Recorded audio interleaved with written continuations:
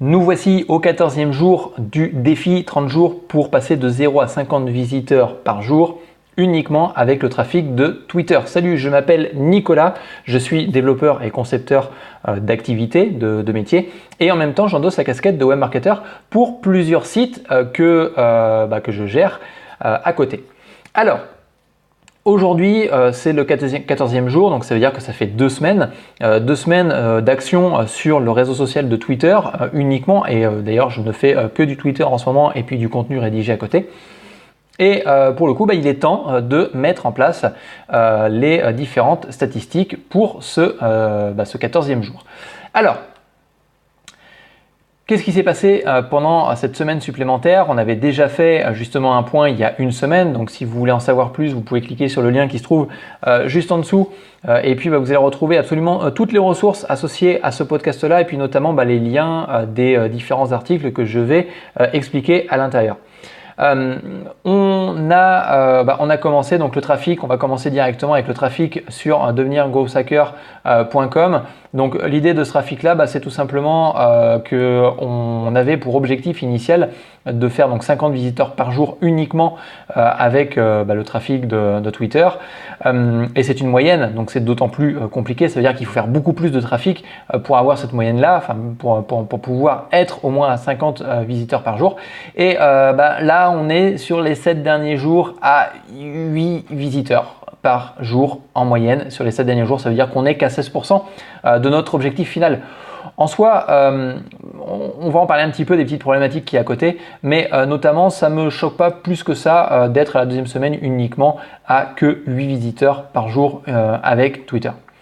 On avait un deuxième objectif. Le deuxième objectif, c'est d'avoir 1000 abonnés avec le compte Twitter. Aujourd'hui, on est uniquement qu'à 12% de cet objectif-là. Néanmoins, là-dedans, il y a un double effet qui se coule à tout ça. C'est-à-dire que j'ai mis en place une stratégie il n'y a pas très longtemps, notamment où c'était donc générer des leads uniquement avec les direct messages, donc les messages envoyés aux personnes qui viennent de s'abonner par exemple, qui viennent de me follow sur Twitter. Et pour le coup, dans ce petit message là, donc encore une fois il y a un lien juste en dessous sur lequel vous allez pouvoir retrouver l'article, j'explique à la personne qu'il peut télécharger un guide gratuit, notamment pour avoir 100 prospects avec son chatbot. Donc le double effet qui se coule, c'est que certes je n'atteins pas mon objectif des 1000 abonnés, par contre j'atteins un autre objectif qui est donc que les personnes commencent à s'inscrire à ma mailing list et ça c'est plutôt intéressant. Donc voilà, pour conclure tout ça, parce que c'est vraiment un podcast assez rapide, c'est des statistiques, je ne vais pas en faire des tonnes dessus. Voilà les deux grandes statistiques. La première statistique, c'est les 8 visiteurs en moyenne par jour uniquement avec donc Twitter, et c'est bien du trafic uniquement qu'avec Twitter, puisque j'utilise absolument sur toute ma communication les UTM, d'accord, qui sont des tracking, enfin des systèmes de tracking, enfin des paramètres que vous ajoutez à vos URL qui vont vous permettre de traquer d'où provient le trafic. Et pour le coup, je ne prends que le trafic qui est de source sur Twitter. L'autre point, c'est que tout simplement le nombre de followers est passé alors je crois que j'étais à 80, un truc comme ça, oh non je sais même plus, mais concrètement je suis passé à 125 followers sur Twitter. De ces followers là, du fait que les personnes viennent s'inscrire spontanément ou en retour, je leur offre la possibilité de s'inscrire à justement une mailing list et donc du coup je commence à avoir des inscrits derrière. Cette semaine-ci, j'ai été moins présent. J'ai été moins présent sur les réseaux sociaux pour plusieurs raisons. La première raison, c'est que rédiger un contenu tous les jours, même si ce n'est que 500 mots, parce que c'est des petits articles, c'est pas des articles qui sont excessivement importants d'un point de vue référencement, j'en retire strictement rien du tout. Mais voilà, le fait de rédiger un article de 500 mots par jour plus un podcast, finalement me prend quand même pas mal de temps, même si c'est de la planification derrière, c'est-à-dire que je rédige plusieurs articles à la suite parce que j'ai plusieurs thématiques.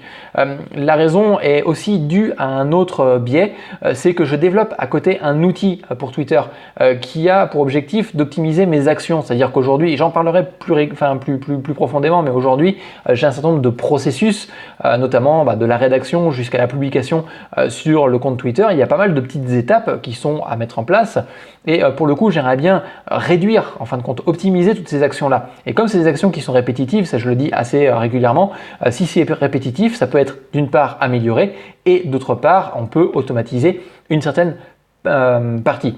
Donc là, l'idée, c'est de développer un premier outil qui va me permettre d'automatiser justement une première partie, mais ça, j'en parlerai beaucoup plus tard. Et d'ailleurs, si vous voulez en savoir plus sur cet outil-là, si vous voulez savoir quand est-ce que je vais réellement en parler, vous pouvez me suivre sur le compte Twitter. Tout simplement, il y a un lien qui se trouve en dessous de ce podcast-là, ou en bas de l'article si vous êtes sur l'article en train d'écouter ce podcast. Il y a un lien qui va vous rediriger vers mon compte Twitter sur lequel vous pourrez retrouver d'autres conseils. Ou autrement, on se retrouve dans un prochain podcast. Ciao, bye.